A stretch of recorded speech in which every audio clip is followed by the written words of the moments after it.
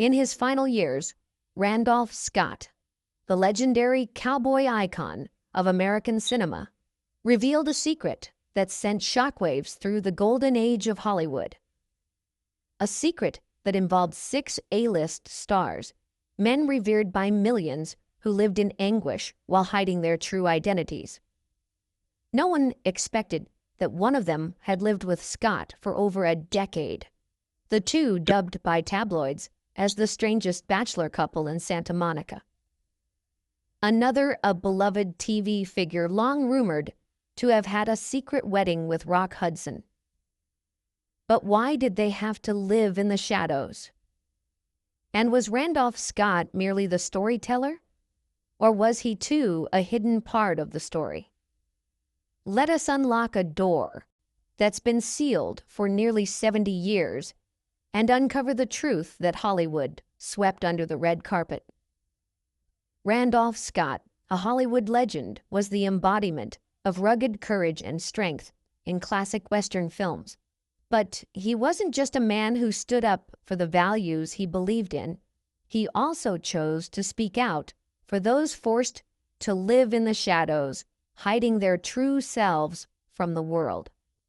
Perhaps Scott didn't speak up only for himself, but also for those who had been silenced. When he named those men, there was no mockery, no desire for attention, only empathy and a quiet, lingering sorrow. Scott had lived with them, worked with them, seen things the public never would.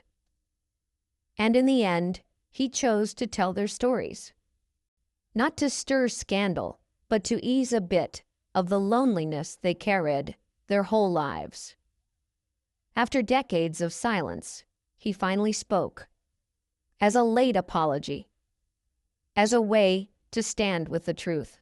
1. Cary Grant, the nameless lover in the house by the sea.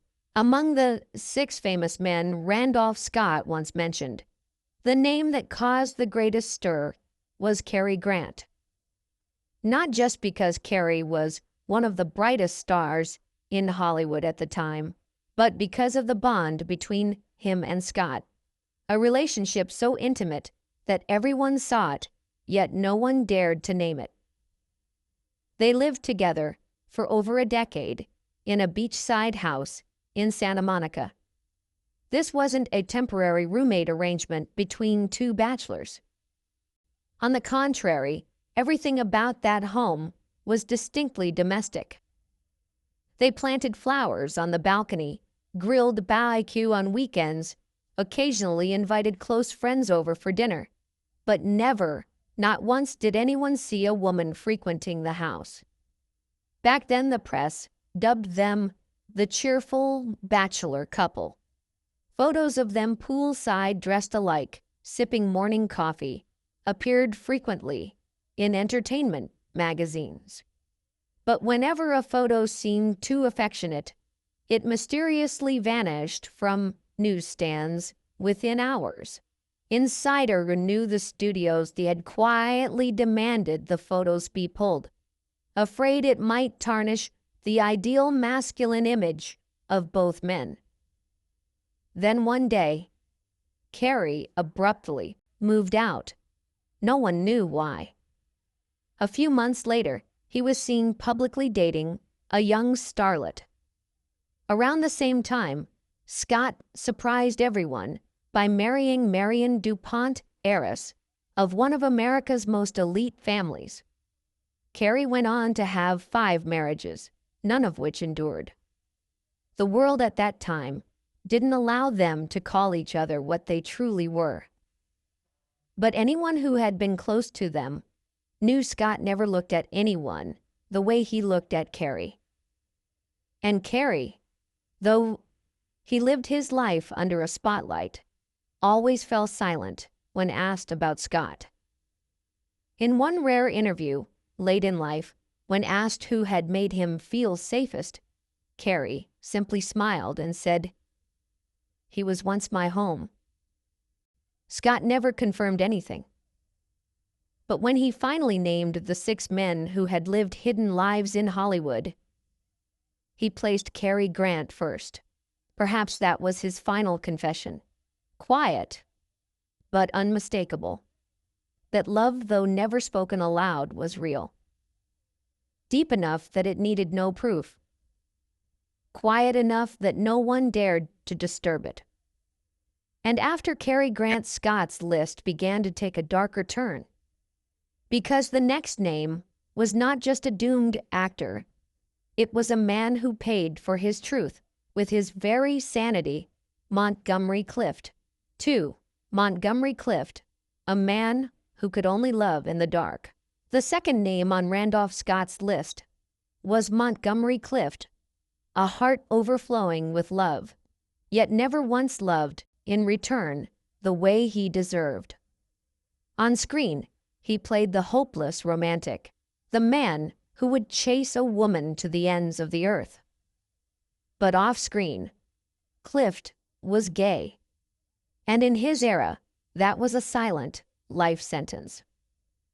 From his earliest days in Hollywood, Clift was forced to live two lives, one for the public and one for himself. In front of the camera, he stood alongside Elizabeth Taylor, Olivia de Havilland, Shelley Winters. But behind it, he slipped away into the night, stole kisses in parked cars, and dreamed dreams he never dared speak aloud. Few knew that Clift had once fallen deeply for a man 20 years older, a renowned producer. They secretly lived together for almost a year until the studio found out. Within 24 hours, Clift was forced to leave the house, erase every trace, and pose on the cover of a magazine beside a hastily arranged girlfriend. No man ever dared stay with him after that.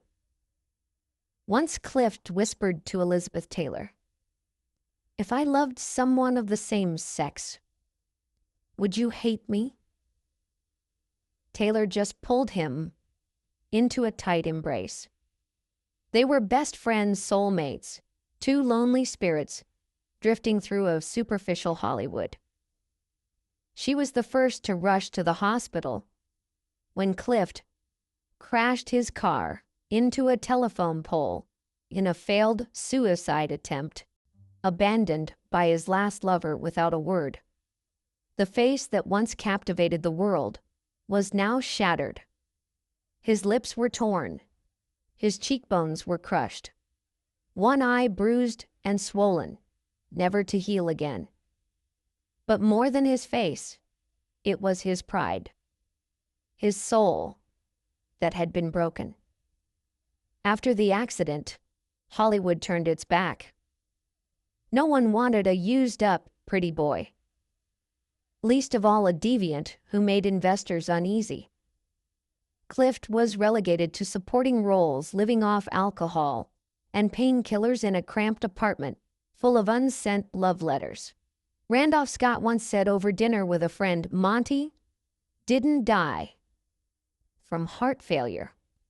He died from loving and never being loved back. Every time his heart beat, someone crushed it all over again." Clift's body was found one July morning in 1966, curled up among stacks of old letters as the record player hummed, "Only Love Can Break a Heart." Officially, he died of a heart attack.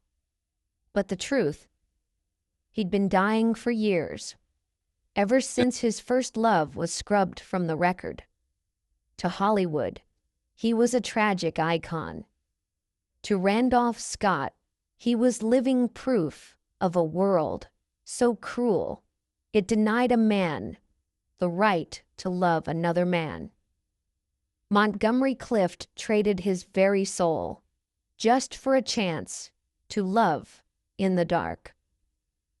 And the next man on Scott's list, he would have to sacrifice truth, love, and his entire life just to keep one beautiful lie alive on national television.